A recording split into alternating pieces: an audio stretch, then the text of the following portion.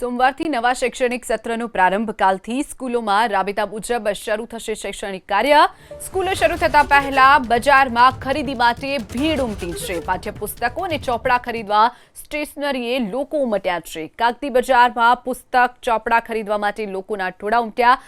કાગળના ભાવમાં ઘટાડાથી પુસ્તકોની કિંમતમાં 20%નો ઘટાડો નોંધાયો છે। શાળા કોલેજો ચોક્કસ દુકાનેથી દબાણ કરતા હોવાનો વેપારીઓનો દાવો।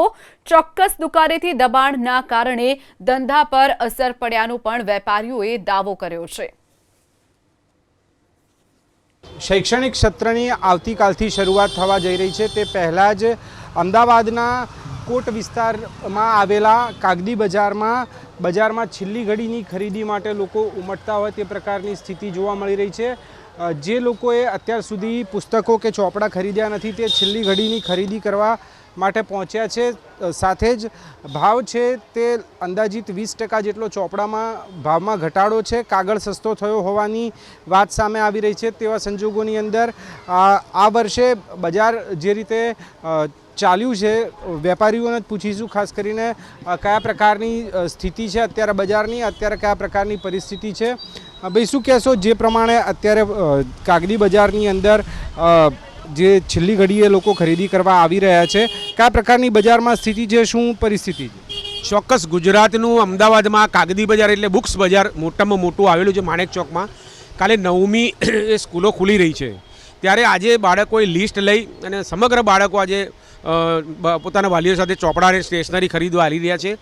ખૂબ જ સારી ભીડ આજે થઈ છે। ને બીજું એક વધારાનું સારું છે કે છેલ્લા 10 વર્ષથી કાગળનો ભાવ જે આ વખતે થોડો ઘટેલો છે, એટલે 15થી 20% ભાવ કાગળનો ઘટેલો છે। કેન્દ્ર સરકારની સારી નીતિના લીધે ભાવ ઘટેલા છે પેપરના, તો એના લીધે ચોપડાઓ જે 400-500 રૂપિયા ડઝન હતા એ બધા ચોપડાઓ અત્યારે 250-300 રૂપિયા ડઝનો આવી ગયા છે। એટલે આમ જોવા જઈએ તો સ્ટેશનરી અને ચોપડા આ વખતે 20% માર્કેટ થોડું નીચું છે, એટલે વાલીઓને પરવડે એવું આ વખતે માર્કેટ લાગે છે।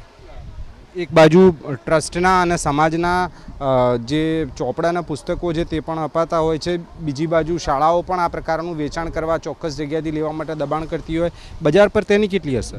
ચોક્કસ બહુ સારી વાત કરી કે અમારા સ્ટેશનરીના અને બુક્સના બજારમાં છેલ્લા કેટલાય વર્ષોથી સામાજિક સંસ્થાઓ અને પ્રાઇવેટ સંસ્થાઓ છે, NGO છે, તદુપરાંત પ્રાઇવેટ સ્કૂલો જે રીતે પોતાની સ્કૂલમાંથી સ્ટેશનરી આપતી થઈ ગઈ છે તેનાથી 50થી 60%નો વેપારીઓને ફટકો પડેલો છે। એટલે ગુજરાતના વેપારીઓ 12,000 અમારા વેપારીઓ છે, એમને 50થી 60%નો ફટકો સ્ટેશનરીના બુક્સના વેચાણમાં પડ્યો છે।